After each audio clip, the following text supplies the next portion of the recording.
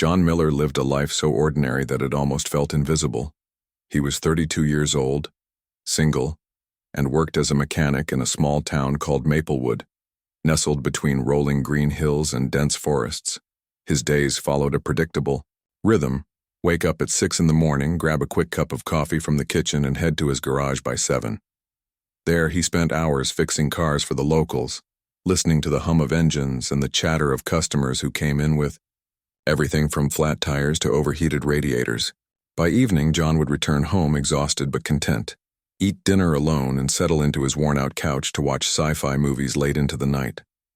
John loved those movies, the ones where aliens invaded Earth, heroes rose from humble beginnings, and spaceships soared across star-filled skies. They were his escape from reality, a way to imagine a world far more exciting than the one he lived in. Sometimes, after particularly grueling shifts, he'd joke to himself, "If aliens ever come knocking, I hope they bring me a better job." Offer. But deep down, John never expected anything extraordinary to happen to him. After all, why would it? He was just a mechanic, a nobody in a tiny town no one had ever heard of. One Thursday evening, however, things took an unexpected turn. It started innocently enough. John had just finished repairing a beat-up pickup truck for Mr. Henderson, an elderly farmer who always tipped generously despite his frugal reputation. As he wiped grease off his hands, John glanced at the clock on the wall. It was nearly 9 o'clock, later than usual. Deciding to take a shortcut through the woods behind his garage to get home faster, he locked up the shop and stepped outside. The air was crisp, carrying the faint scent of pine needles and damp earth. The forest path wasn't well lit, but John knew it like the back of his hand. He walked briskly, his boots crunching against the gravel beneath his feet. Above him, the sky stretched endlessly, dotted with stars that twinkled faintly in the distance. For a moment, John paused to look up, marveling at how peaceful the night seemed. But then something strange caught his eye. A shimmering ripple appeared in the sky, like heat waves rising off asphalt on a summer day. At first, John thought it might be his imagination playing tricks on him. He had been working long hours lately, but the shimmer grew brighter, pulsating with an eerie glow. Before he could process what he was seeing, a low hum filled the air, growing louder with each passing second. It wasn't the sound of an airplane or even thunder. It was deeper, more resonant, as if the very atmosphere around him was vibrating. John's heart began to race. He scanned the horizon, searching for the source of the noise. Then suddenly the ground beneath his feet trembled slightly, and a massive shadow loomed overhead. Looking up, John froze in sheer disbelief. Hovering above him was an object unlike anything he'd ever seen. A colossal ship, its surface smooth and metallic, reflecting the light of the stars. It didn't look like any aircraft he'd encountered before. Instead, it resembled something straight out of one of his favorite sci-fi films, complete with glowing panels and intricate designs etched along its hull. For a moment, John stood, rooted to the spot, torn between awe and terror. Was this real? Or had he finally cracked under the stress of his monotonous life? Just as he considered running back toward town, a beam of light shot down from the ship, enveloping him in a warm, golden glow. He tried to move, to scream, to do something, but his body refused to obey. Instead, he felt himself lifting off the ground, weightless and powerless as the light pulled him upward. Panic surged through him as the trees disappeared below, replaced by the cold expanse of the alien craft. Within seconds, John found himself inside what could only be described as a spaceship. Sleek metallic walls surrounded him, glowing softly with an otherworldly hue. Alien figures moved around him, tall, slender beings with elongated limbs and luminous eyes that seemed to pierce right through him. Their movements were fluid, almost hypnotic, and their voices sounded like a series of clicks and whistles, echoing eerily in the chamber. John's mind raced. What did they want with him?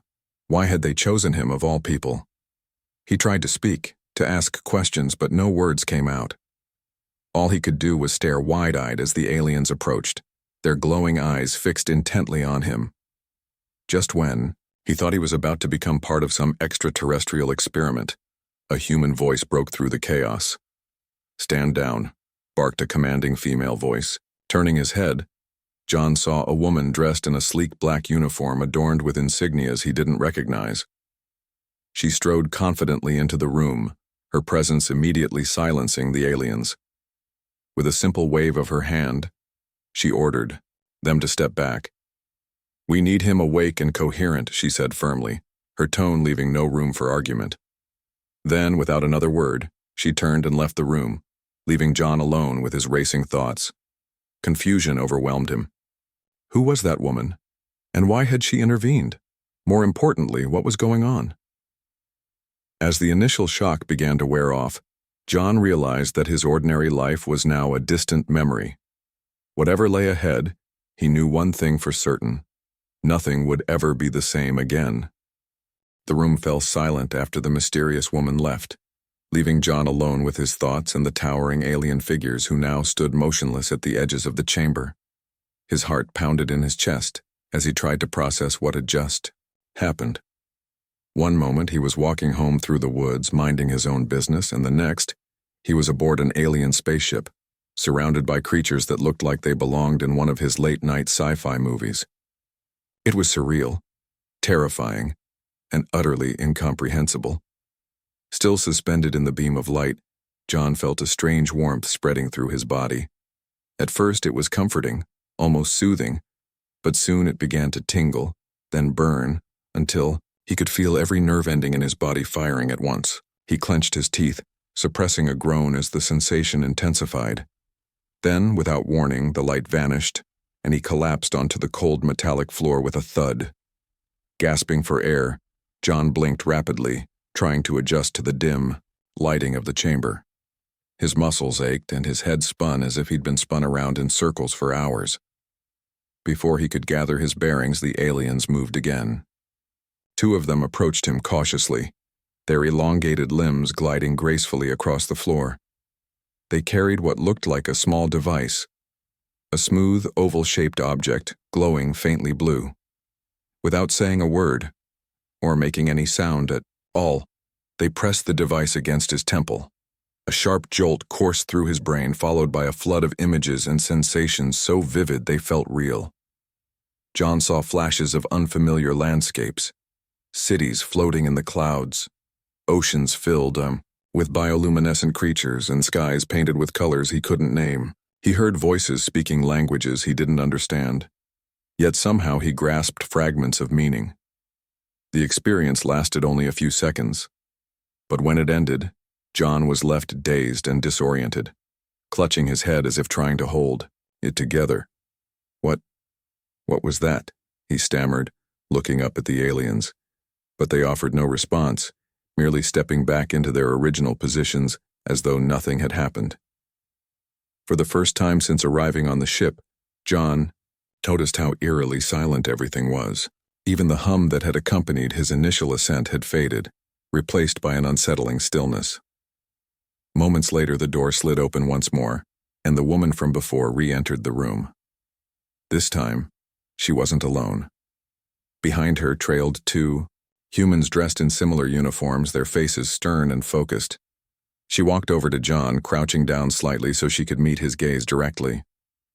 Her piercing green eyes studied him intently, as if searching for something hidden beneath his confusion and fear. "You're not hurt," she stated matter-of-factly, her voice calm but firm. "That's good. We don't have time to waste." "Who are you?" John blurted out, his voice trembling.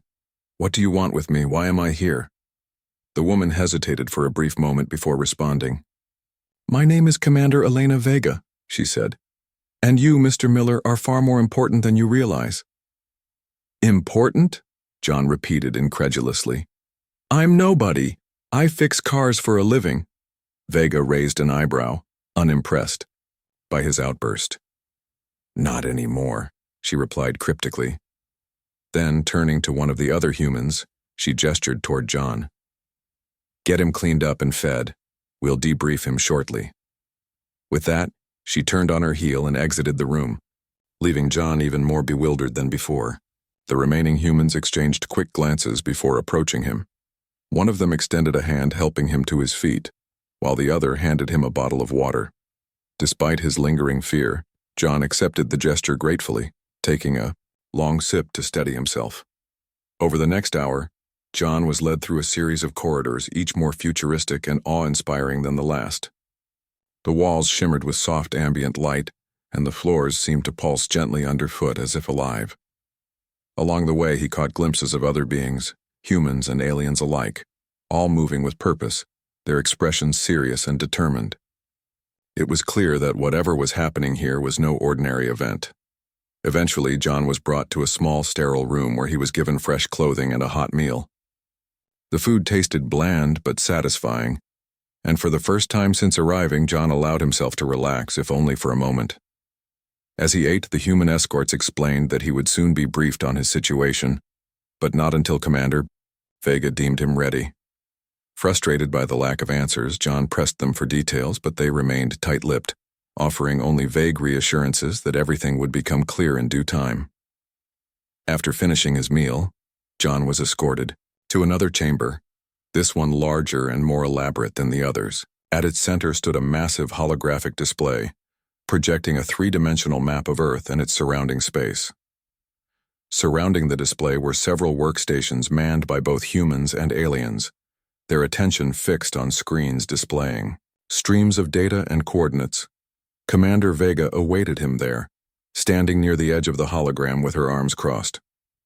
When she saw him enter, she nodded curtly, signaling for him to approach. Hesitant but curious, John obeyed, stopping a few feet away from her. "Take a look," Vega instructed, gesturing toward the hologram. John did as he was told, his eyes widening as he took in the scene before him.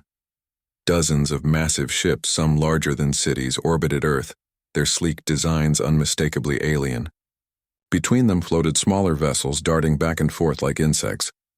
It was a breathtaking sight, one that filled John with equal parts wonder and dread. "This is our fleet," Vega explained.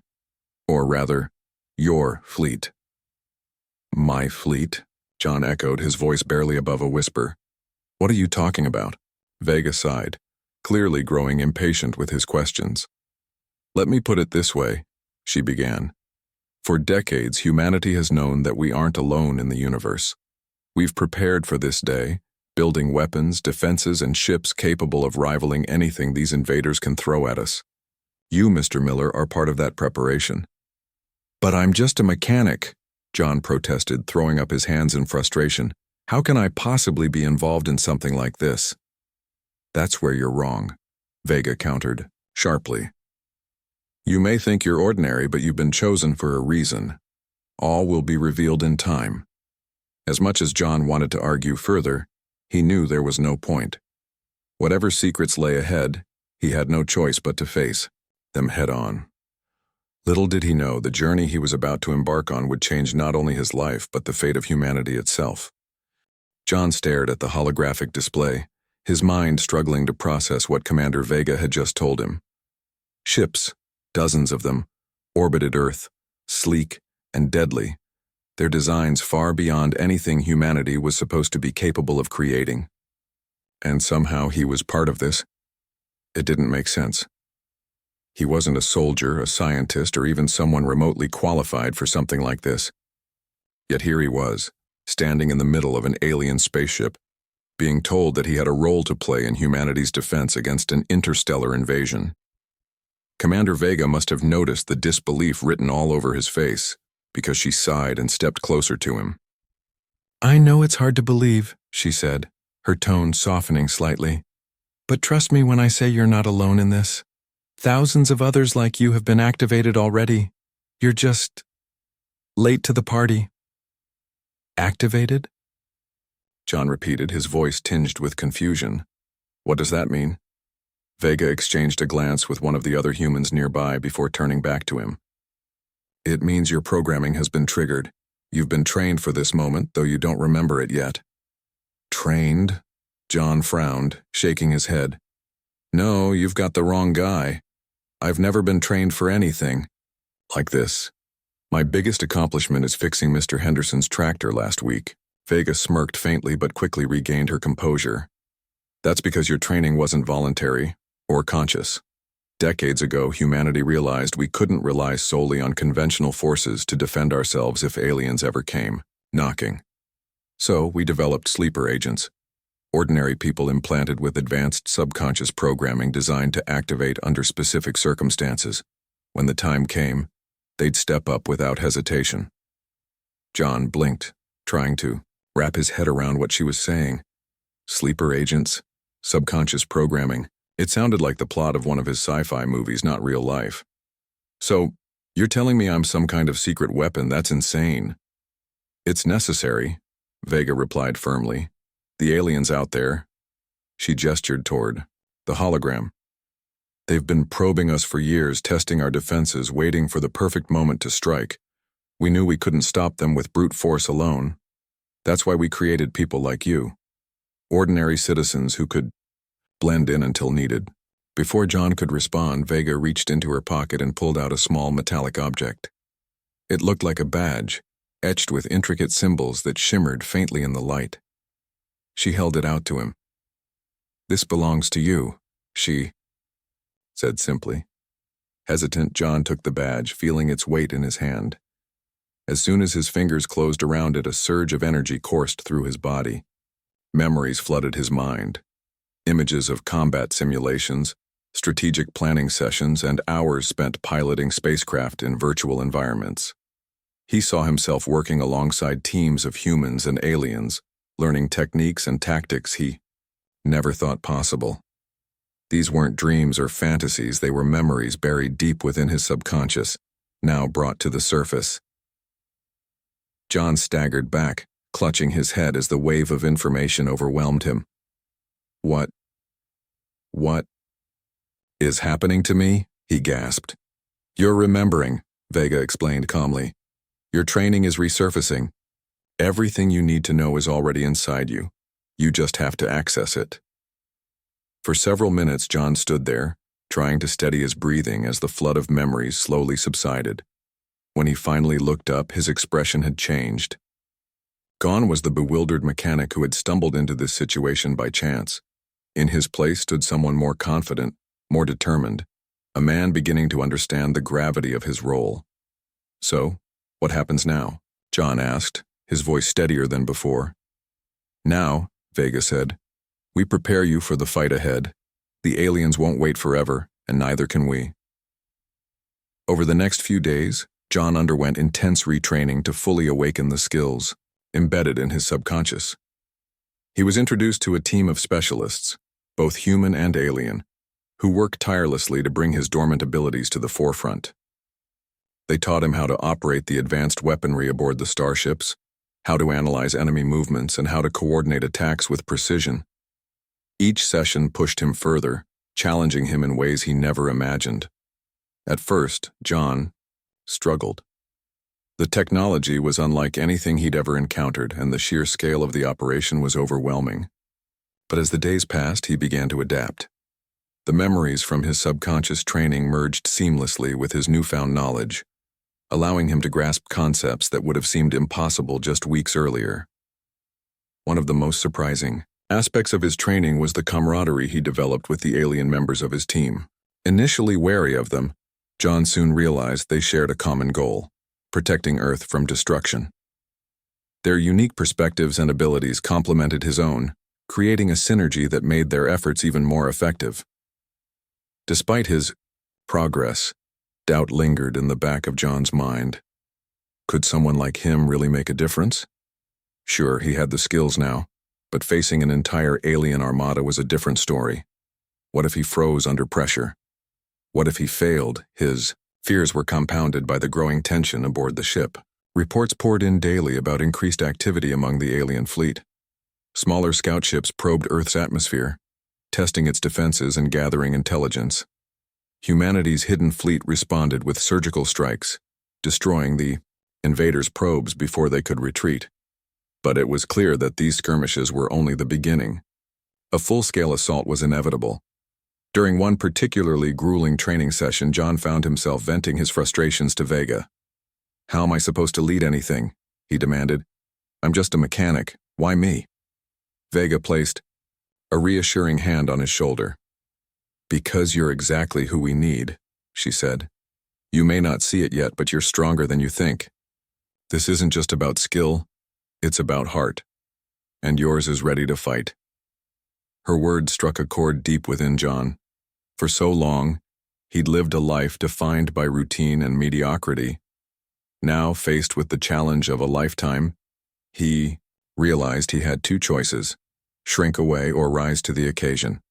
Slowly but surely, he chose the latter.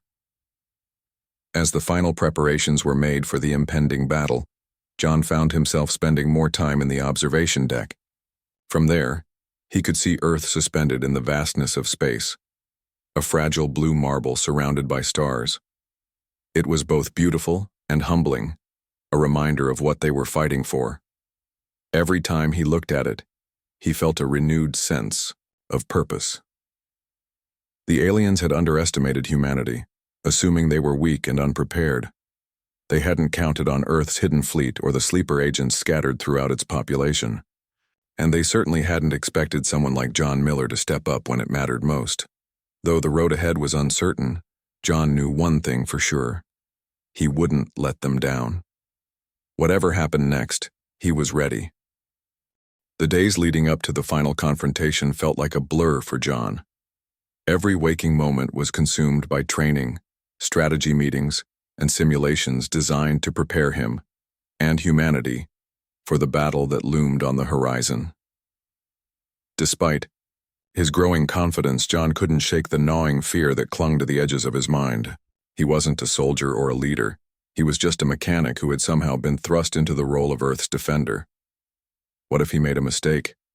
What if his decisions cost lives? Commander Vega seemed to sense his unease. One evening, as John sat alone in the observation deck staring out at Earth, she joined him silently. For a while, neither of them spoke. The view of the planet below was breathtaking, a swirling mosaic of blues, greens, and whites, suspended against the infinite blackness of space. It was hard to believe that such beauty could be the focal point of an impending war. "You're thinking too much," Vega finally said, breaking the silence. Her voice was calm but firm, the same tone she used during briefings.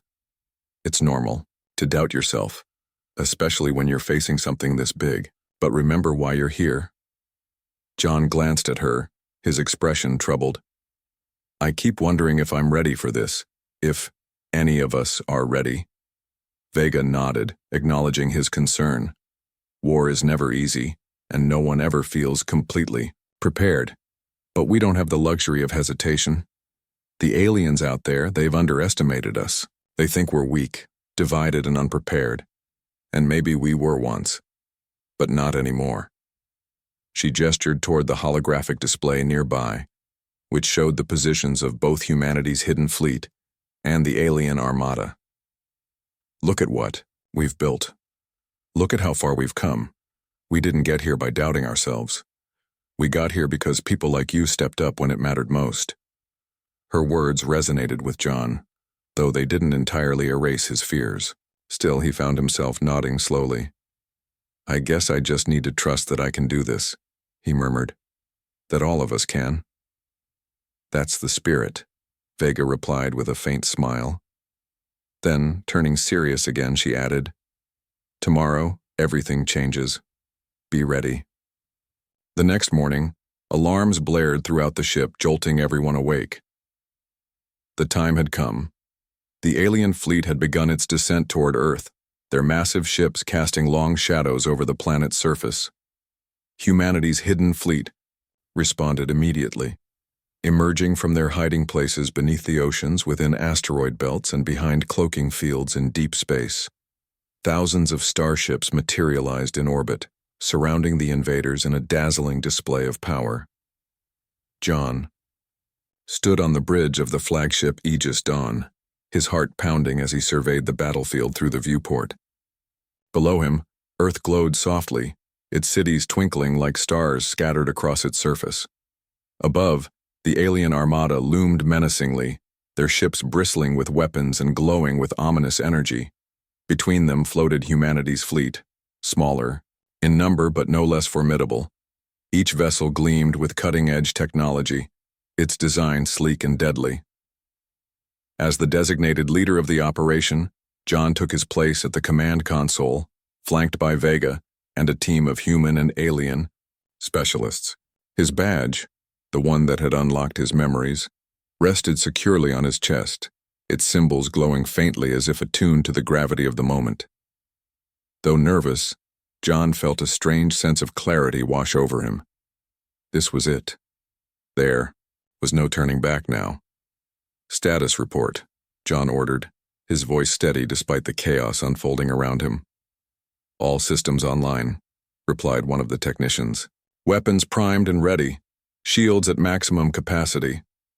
Enemy fleet moving into attack formation," another reported. "They're targeting major population centers." John clenched his fists, drawing strength from the resolve of those around him. "Divide our forces into 3 groups," he instructed. "Group 1 will engage the enemy head-on, drawing their attention away from Earth. Group 2 will flank them from above, targeting their supply lines. Group 3 stays in reserve, ready to reinforce wherever needed." Vega raised an eyebrow, impressed by his quick thinking. "Solid plan," she said. "Let's execute." With a single command, humanity's fleet sprang into action. Starships darted through space like streaks of light, unleashing volleys of plasma cannons and laser beams that lit up the darkness.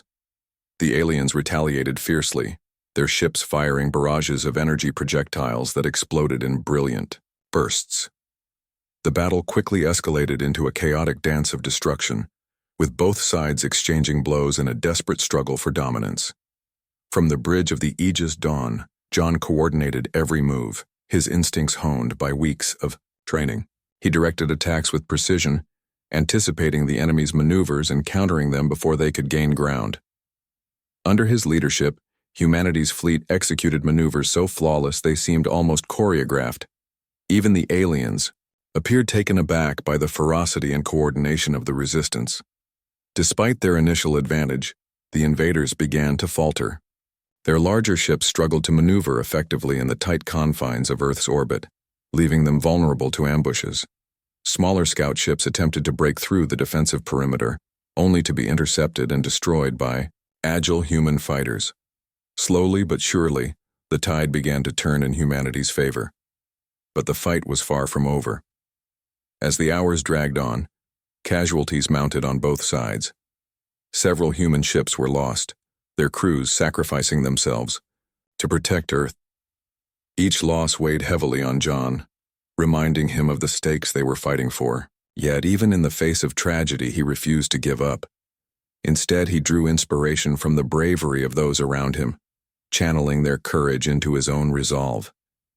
At one point, the situation grew dire. A massive alien dreadnought broke through the defensive line, heading straight for Earth's atmosphere. If it reached the surface, the devastation would be catastrophic. Realizing the urgency, John made a split-second decision.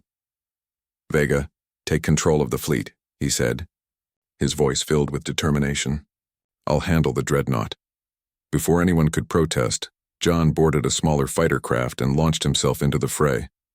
Piloting skills he didn't know he possessed kicked in as he navigated the chaotic battlefield, weaving between enemy fire and dodging debris.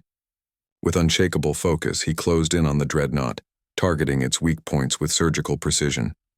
Explosions rocked the massive ship as John unleashed a barrage of missiles and lasers, pushing it farther away from Earth. Finally, with one last strike, the dreadnought erupted in a blinding explosion, its remains scattering harmlessly into space. Breathing heavily, John guided his fighter back to the Aegis Dawn, where cheers erupted from the crew upon his return. Though the victory was significant, the battle was still raging. Exhausted but determined, John resumed his position on the Kaum Bridge, rallying his forces for one final push. Together, they drove the remaining alien ships back, forcing them to retreat into the depths of space. When the dust settled, Earth remained safe. For now, the invaders had been repelled, their plans thwarted by humanity's unexpected show of strength. As the surviving ships regrouped and tended to their wounded, John allowed himself a moment of quiet reflection. Looking out at the battered but beautiful planet below, He realized that this was only the beginning. The war might have been won today, but the fight for humanity's future was far from over, and somehow John knew he'd be ready for whatever came next. The battle had ended, but the aftermath was far from calm. Smoke and debris still lingered in Earth's orbit, remnants of the fierce conflict that had unfolded just hours earlier. The alien fleet had retreated, their massive ships disappearing, into the void like shadows retreating from light. Yet, aboard the Aegis Dawn, the mood was anything but triumphant. The crew moved with weary determination, tending to the wounded, repairing damaged vessels, and assessing the losses they had suffered. For every victory, there was a cost, and humanity had paid dearly. John stood at the center of it all, his uniform scorched and his face smudged with soot. He hadn't slept in what felt like days, his body running on adrenaline and sheer willpower. Despite the exhaustion weighing him down, he couldn't stop moving. There were too many things to do, too many people who needed answers. As he walked through the corridors of the flagship, soldiers and technicians alike saluted him or offered nods of respect. It was strange. Just weeks ago, he had been an ordinary mechanic fixing cars in a small town. Now he was being treated like a hero. But John didn't feel like one. Every time he closed his eyes, he saw flashes of the battle, the explosions, the screams, the faces of those who hadn't made it back. He tried to push the guilt aside, reminding himself that sacrifices had been necessary to protect billions of lives. Still, it gnawed at him, a constant reminder of the burden he now carried. Commander Vega found him in the observation deck later that evening. The room was dimly lit, its walls lined with glowing panels that cast soft shadows across the floor. Outside the viewport, Earth hung suspended in space, its surface marred by faint scars of destruction left behind by the invaders. John stood silently, his hands clasped behind his back as he stared at the planet below. "You did good out there," Vega said, her voice breaking the silence. She approached him slowly, stopping just a few feet away. "Better than anyone could have hoped." John shook his head, his expression grim. "We lost so many people," he replied quietly. "Good people. People who trusted me to lead them. How can I call this a win when we paid such a high price?" Vega placed a hand on his shoulder, her touch firm yet gentle. "War is never clean," she said. "It's messy and painful, and it leaves scars that don't heal easily. But you gave us a chance, a fighting chance to survive. That's more than most leaders can say." John sighed, turning to face her. "What happens now? Are they really gone for good?" Vega hesitated before responding. "For now, yes, but they'll be back. This was only the beginning. They underestimated us this time, but next time they'll come prepared." Her words sent a chill down John's spine. He had known deep down that the aliens wouldn't give up so easily, but hearing it aloud made the reality sink in. Earth wasn't safe. Not yet. The war might have paused, but it was far from over. "There's something else," Vega continued, her tone shifting slightly. "Before the aliens retreated, we intercepted a transmission. It contained coordinates, leading to their homeworld." John's eyes widened. "Their homeworld? You think we should go after them?" "It's risky," Vega admitted. "But if we strike first, we might stand a chance of ending this once and for all.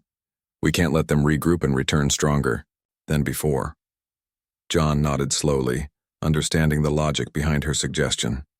Still, the thought of launching an offensive mission into unknown territory filled him with dread. Could humanity truly take the fight to the enemy's doorstep? And if they failed, what would happen to Earth? "We'll need time to prepare," he said finally. "To rebuild our fleet and train more sleeper agents.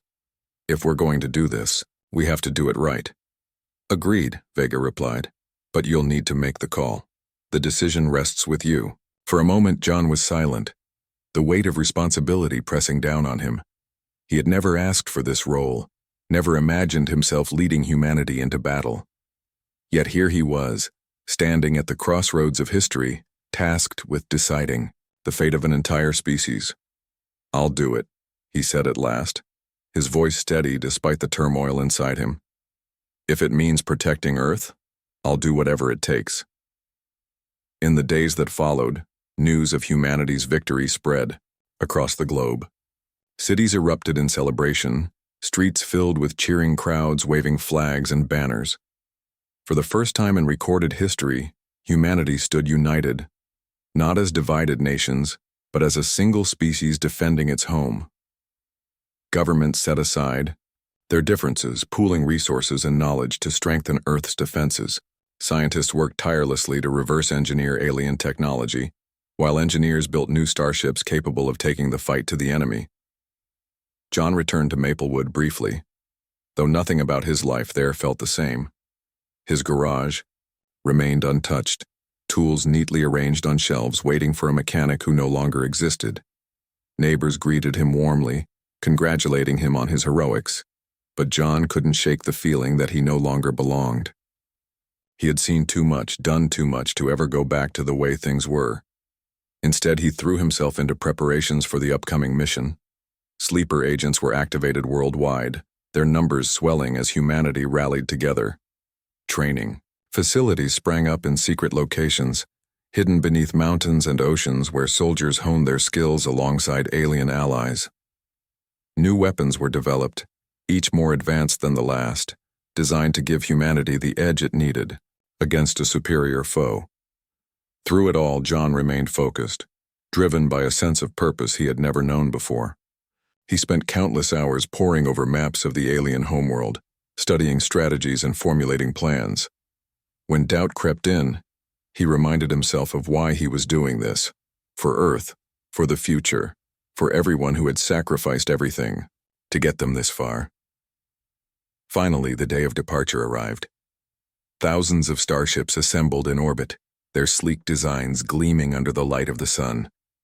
Aboard the Aegis Dawn, John addressed the fleet one last time. "This isn't just about revenge," he said, his voice broadcast to every ship.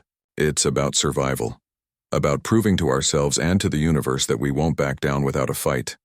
Today we take the battle to them. Today we show them what humanity is made of." Cheers erupted throughout the fleet, echoing across the vast expanse of space. With a final salute, John gave the order to jump to hyperspace. Moments later, the ships vanished, leaving Earth behind as they embarked on their perilous journey. Weeks later, the fleet arrived at the alien homeworld, a desolate planet shrouded in perpetual twilight. Massive structures loomed in the distance, their jagged spires piercing the darkened sky. The aliens had anticipated their arrival, deploying swarms of drones and warships to defend their territory. What followed was a battle unlike any other. A clash of civilizations fought with unparalleled ferocity. Under John's leadership, humanity pressed forward, pushing through waves of resistance until they reached the heart of the alien stronghold. There, using a device recovered during his initial abduction, John broadcast a message to the entire alien race: "Leave our world alone, or face extinction." To everyone's astonishment, the aliens complied, withdrawing their forces and vowing never to return. When the dust settled, John returned to Earth, hailed as a hero. Though he resumed his quiet life, he kept the badge close, knowing that if called upon again, he would answer without hesitation. Because sometimes, even the most ordinary people are destined for greatness.